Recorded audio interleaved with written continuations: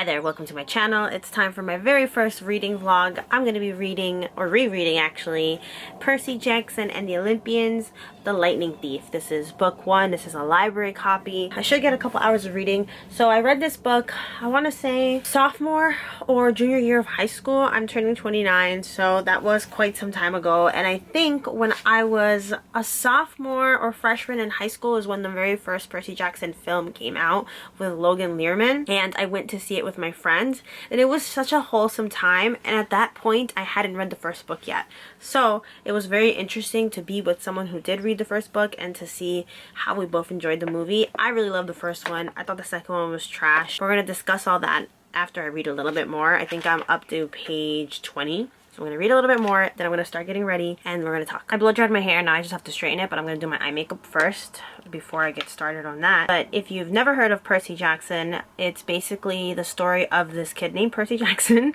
and he's in school. He has difficulties focusing. Like, he's a very sweet, kind-hearted person, but he has a hard time in school. He doesn't fit in. He gets bullied a lot. He's constantly moving around. Weird things have happened throughout his childhood, like fuzzy memories of just things that don't add up. His mom says that his dad disappeared or got lost at sea when he was a little kid, or before he was born, I think.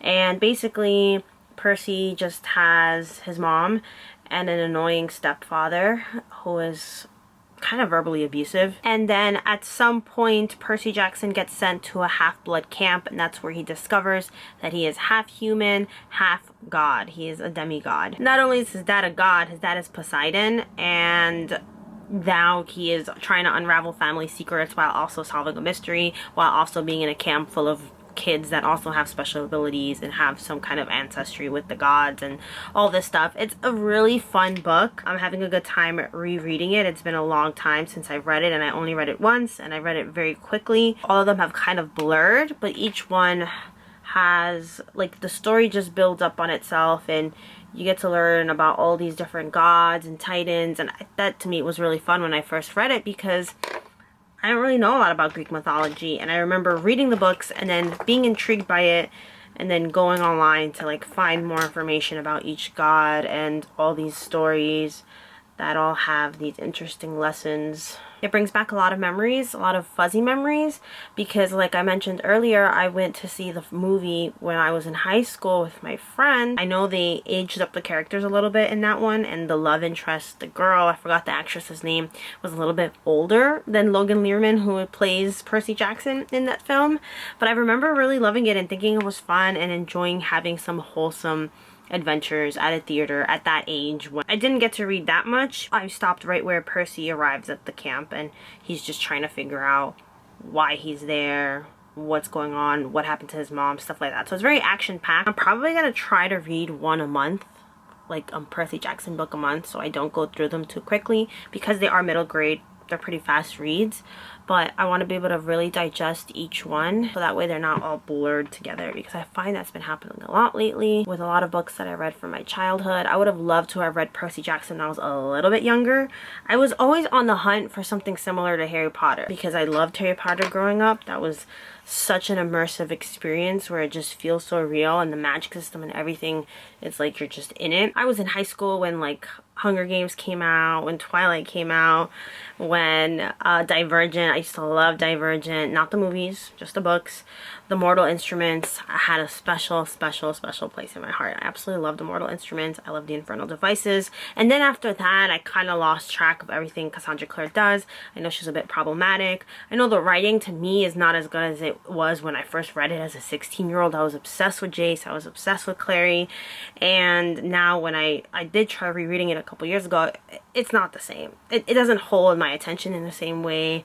But back then, it was like diving into a new world and just feeling really immersed and feeling like these characters are real and like they're going on better adventures in what real life is like. And I feel like I would have felt the same about Percy Jackson if I had read it when I was a little bit younger, which is not to say you can't enjoy it at this age. I'm gonna finish up my makeup, style my hair, and I'm gonna keep reading. So my memory card broke, so it's a couple days later, but I took a look at the movie because I had talked about it earlier in this video, but I hadn't watched it since I was like 14, 15 in high school. It's It's so funny to watch back because Poseidon is played by Mr. Owen Hunt himself and Zeus is played by Sean Bean. I was just like, whoa, what's going on? I did not remember that as a kid because I probably didn't connect the dots, and I don't think I was watching Grey's Anatomy back then. I'm not gonna lie. I finished the book.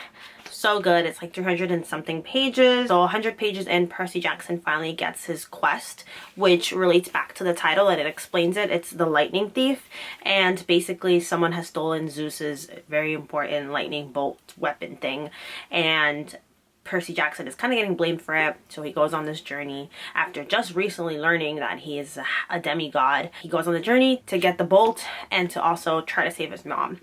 So I really like it. I think this is a lot of fun. I'm so excited to be rereading these books because they're not super cheesy. It's cool because I think it kind of makes you want to read more about the mythology. Like, you're learning about these gods as Percy is, so even if you don't know anything about Greek mythology, the way it's written is very easy to pick up on things because Percy will be like, oh, that god, you mean the one who did this, this, and that? So he kind of helps fill in the blanks if you're unfamiliar, or if you're like me who hasn't really brushed up on it in a very long time. I really don't remember much of the rest of the series. Maybe a little bit of the second one. I think has to do with his best friend Grover, who's also in this book, but it's almost like reading it for the first time again. So I'm super excited. I'm going to try to read one of these every single month. That way I'm not going through them too quickly. And I also have to read Mistborn, and I also have to read a bunch of other series that I'm trying to get through.